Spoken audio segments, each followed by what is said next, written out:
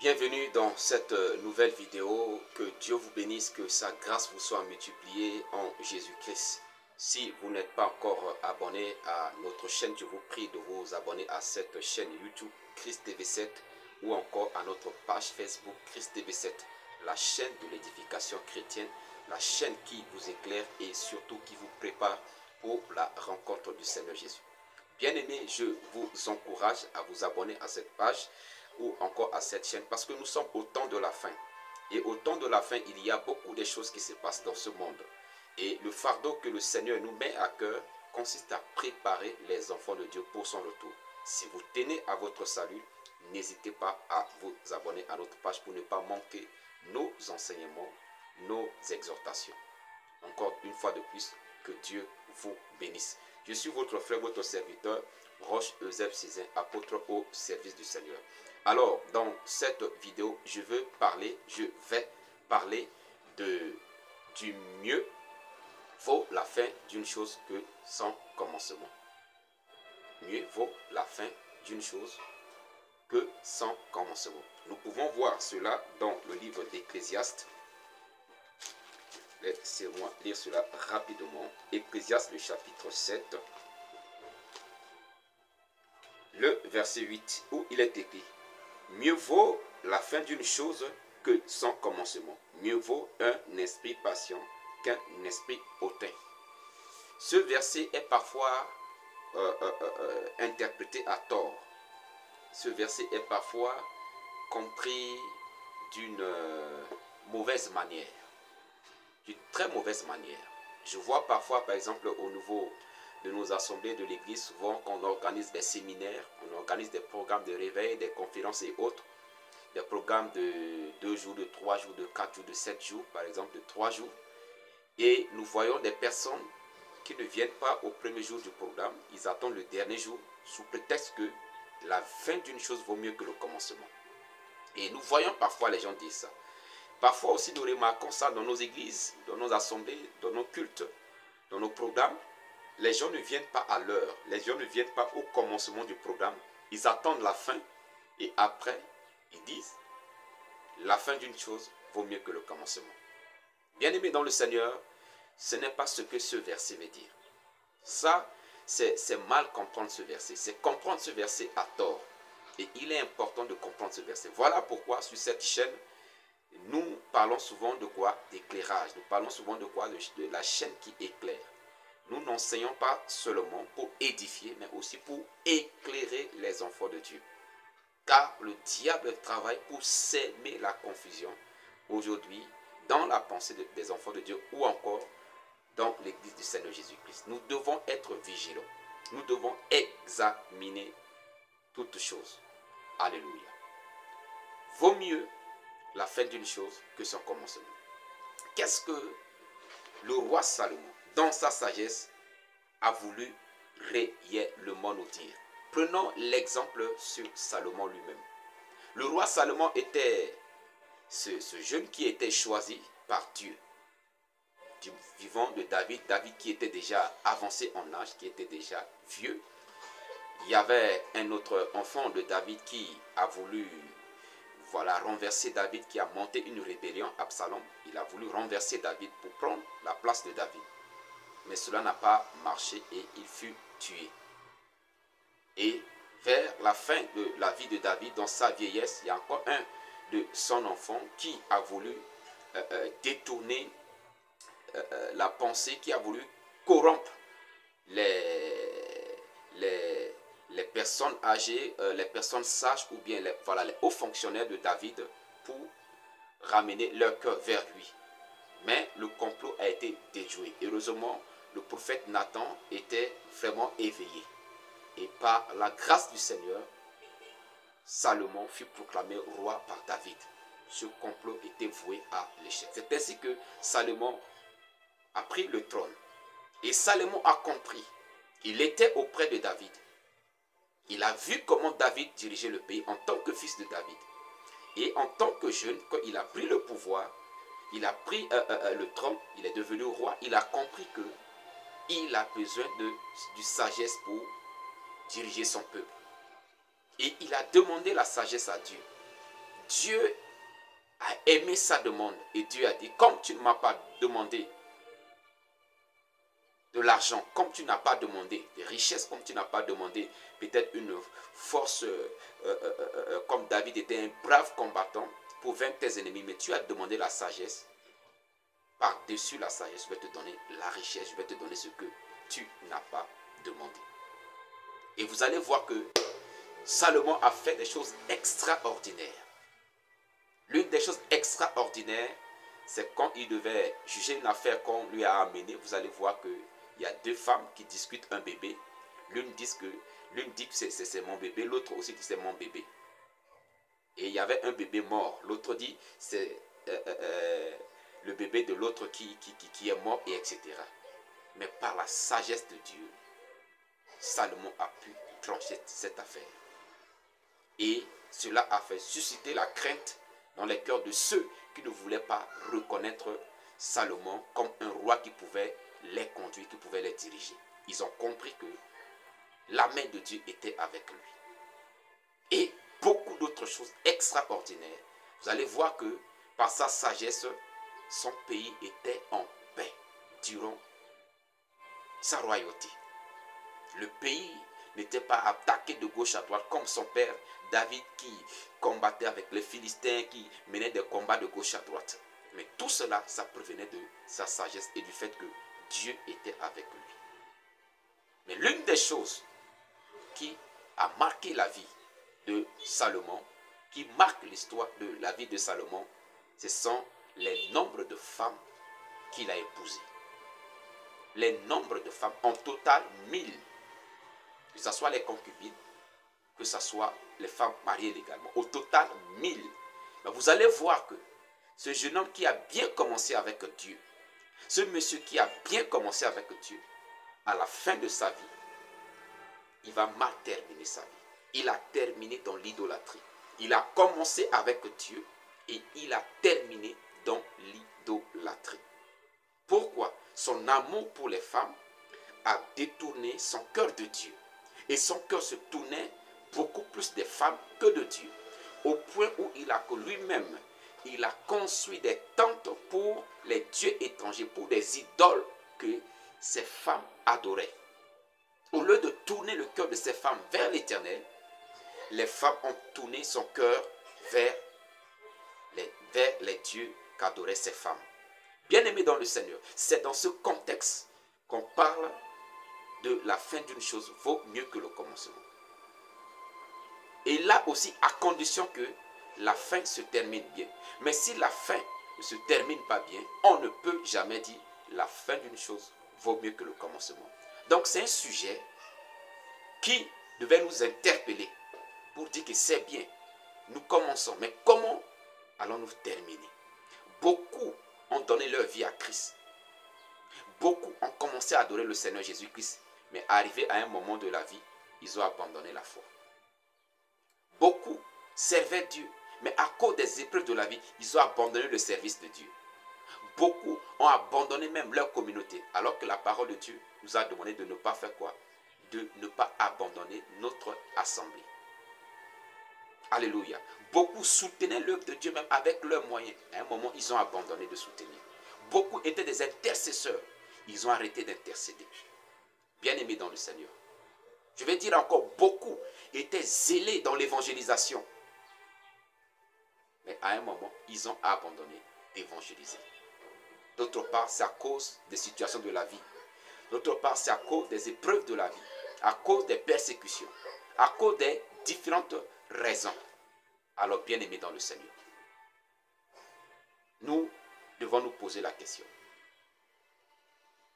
Comment allons-nous terminer notre marche? Est-ce que nous allons terminer notre marche terrestre dans la volonté de Dieu? Est-ce que nous allons terminer notre vie terrestre dans la foi en Jésus-Christ?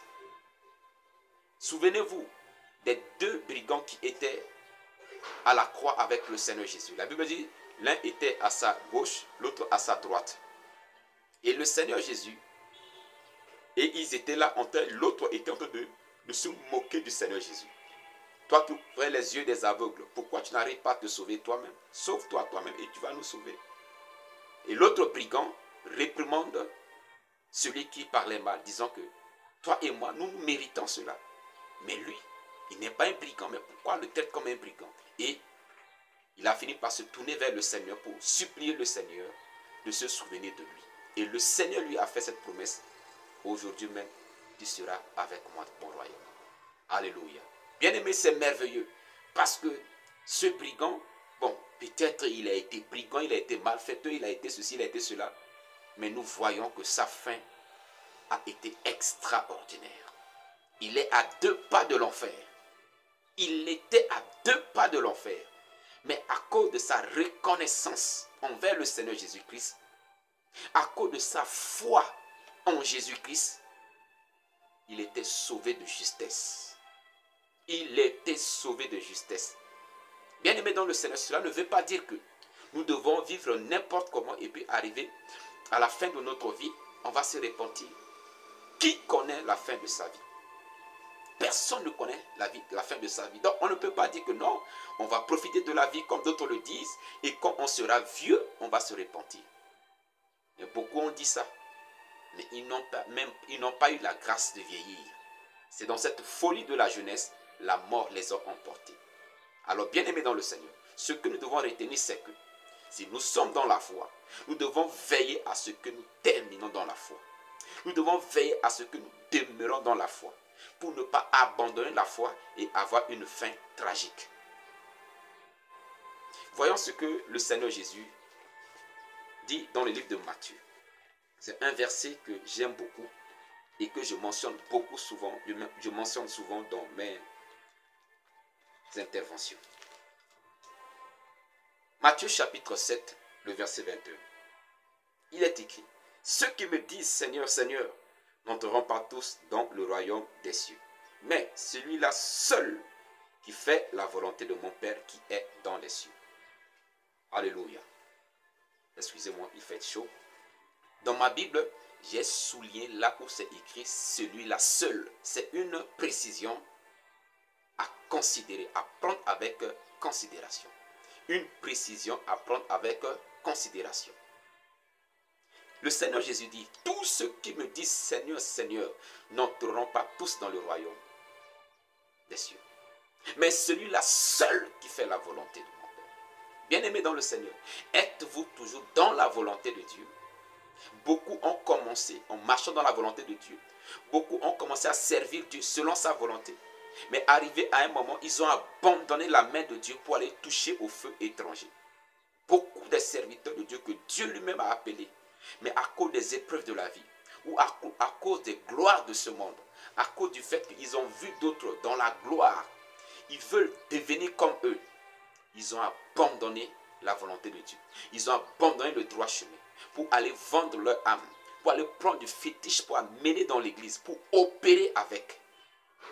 Bien-aimés dans le Seigneur, si vous ne vous repentez pas, votre fin sera terrible. Votre fin sera terrible. Le Seigneur poursuit en disant, verset 22, il dit, plusieurs me diront en ce jour-là, Seigneur, Seigneur, n'avons-nous pas prophétisé par ton nom? N'avons-nous pas chassé les démons par ton nom? Et n'avons-nous pas fait beaucoup de miracles par ton nom? Verset 23. Alors, je leur dirai ouvertement, pas en cachette, je leur dirai ouvertement, je ne vous ai jamais connu. Retirez-vous de moi, vous qui commettez l'iniquité. Que le Seigneur bénisse sa parole. Bien-aimés dans le Seigneur, ce n'est pas parce qu'on prêche aujourd'hui que cela garantisse notre salut. Ce n'est pas parce que vous chassez les démons, ce n'est pas parce que vous prophétisez que cela est une garantie pour vous d'hériter le royaume des cieux. Vous pouvez chasser les démons aujourd'hui et terminer en enfer demain. Vous pouvez prophétiser aujourd'hui et terminer en enfer demain. C'est pourquoi faites attention, bien-aimés dans le Seigneur. Là où vous mettez vos pieds, faites attention, bien-aimés dans le Seigneur. La fin d'une chose vaut mieux que le commencement. Votre vie terminera-t-elle de quelle manière? Beaucoup aujourd'hui méprisent les autres. Mais à la fin, ceux qu'ils méprisent deviennent leurs chefs. À la fin, ceux qu'ils méprisent aujourd'hui deviennent ceux dont ils ont besoin pour quelque chose. Nous ne devons pas mépriser les gens bien-aimés dans le Seigneur. Nous ne devons avoir mépris pour personne. Parce que la personne que nous méprisons aujourd'hui, nous ne savons pas comment cette personne va terminer demain. La personne qui est au bas de l'échelle aujourd'hui, on ne sait pas comment cette personne va terminer demain. Et je vais dire à quelqu'un qui est au bas de l'échelle, qui est méprisé aujourd'hui, qu'aujourd'hui tu es méprisé. Mais si et seulement si tu gardes la foi au Seigneur, tu demeures fidèle à Dieu, au temps convenable, le Seigneur t'élèvera. Et même si tu n'es pas élevé dans ce monde, soyez heureux, parce que vous serez élevé dans le royaume du Seigneur. Vous serez élevé dans le royaume des cieux. Parce que ce monde sera détruit. La gloire de ce monde n'est que éphémère. Bien-aimés dans le Seigneur, vous êtes peut-être en train de vous jouir de la gloire de ce monde. Mais qu'en est-il du salut de votre âme? Vous vous rappelez de l'histoire de pauvre Lazare et de l'homme riche? La Bible dit qu'il mangeait à sa faim, il vivait comme il voulait, avec toute sa richesse. Mais à la fin, il s'est retrouvé dans le séjour des morts, dans une souffrance atroce, où il cherchait même pas une bouteille d'eau, mais des gouttes d'eau pour satisfaire sa soif. Aujourd'hui, vous vous baignez dans de l'eau, dans des piscines, vous êtes en train de vous jouir n'importe comment. Mais si vous ne vous repentez pas, demain, ce n'est pas une bouteille d'eau que vous allez chercher. Vous allez chercher, mais ne serait-ce que des gouttes d'eau, mais vous ne pourrez pas les trouver. Bien-aimés dans le Seigneur, la fin d'une chose vaut mieux que le commencement. Ce monde finira un jour. Un jour, ce monde sera dit. Regardez ce qui se passe autour de vous. Regardez les armes qui se fabriquent de nos jours. Des missiles qui se fabriquent de nos jours. Posez-vous la question. Que deviendra ce monde? Il y aura un chaos pas possible. Bien-aimés dans le Seigneur. Et pour que vous soyez épargnés de cela, il est temps que vous vous réconciliez avec le Seigneur. Réconciliez-vous avec le Seigneur. Examinez-vous vous-même pour voir si vous êtes sur le droit chemin. Parce que si vous n'êtes pas sur le droit chemin, votre fin ne sera pas du tout bien. Votre fin sera douloureuse. Votre fin sera triste. Bien-aimés dans le Seigneur. C'est bien. Vous avez bien commencé à servir Dieu. Vous avez bien commencé en donnant votre vie à Christ. C'est une bonne chose. Mais vous devez demeurer pour ne pas terminer comme Salomon. Je ne suis pas juge. Mais j'ai l'habitude de dire, je ne serai pas étonné si demain, on me dira que Salomon est en enfer. Je ne serai pas étonné. Je ne serai pas étonné. Alors, bien-aimés dans le Seigneur, vous ne savez pas à quel moment la mort va frapper à votre porte. N'attendez pas demain pour vous repentir. N'attendez pas demain pour revenir au Seigneur. N'attendez pas demain pour vous convertir. Le demain, vous ne savez pas ce que le demain vous réserve. Votre vie ne dépend pas de vous. Si celui qui vous donne le souffle de vie décide de retirer ce souffle de vie, bien aimé dans le Seigneur, vous ne serez que la poussière qui retournera à la poussière. Alors, je vous supplie de revoir vos marches. Je vous supplie de prendre des reculs, de poser la question. Suis-je sur le droit chemin? Comment je vais terminer ma vie? Et prenez la bonne décision. Dès maintenant, engagez-vous à marcher sincèrement avec le Seigneur. Engagez-vous à marcher dans la vérité avec le Seigneur pour terminer dans la joie. Pour finir dans la joie. Beaucoup sont en train de rire aujourd'hui, mais demain, ils vont terminer dans les pleurs, dans le lac de feu, où il y a des grincements de dents. Bien-aimés dans le Seigneur. Salomon, dans sa sagesse, a dit, l'homme prudent voit le mal de loin et se cache. Il y a un mal. Il y a un mal qui s'annonce. Et ce mal est appelé l'enfer. L'étang de feu. L'étang de feu. Pour ceux qui ne revoient pas la situation. Pour ceux qui ne suivent pas véritablement le Seigneur Jésus-Christ dans la vérité.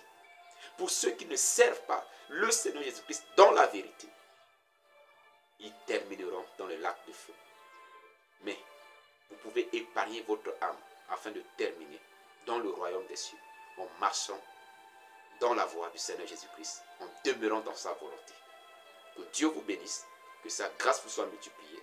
Je vous prie de partager cette vidéo à vos proches afin de les édifier, afin de les interpeller, afin de les éclairer. Abonnez-vous pour ne pas manquer nos vidéos. Shalom à vous, soyez bénis.